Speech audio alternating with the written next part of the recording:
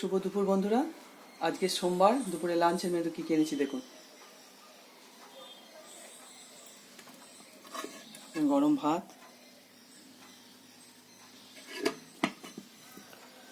তার সঙ্গে লাউ শাক আলু দিয়ে মাখা, তেল নুন লবণ দিয়ে মেখেছি।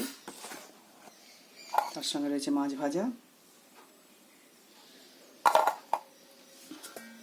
এটা রয়েছে মাছের আলু দিয়ে মাছের ঝোল, ধনেপাতা টমেটো দিয়ে আলু দিয়ে মাছের দিয়ে ঝোল।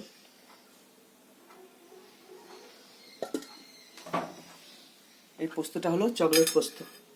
এটাকে ভেজে রসুন লঙ্কা দিয়ে বাটলে এটা হলো ক্যাডবেরির মতো চকলেট পোস্ত, এটাকে বলি আমরা। বেটেছি, খাবো তেল নুন দিয়ে। এটা মটরশুঁটি আলু পনির দিয়ে একটা তরকারি।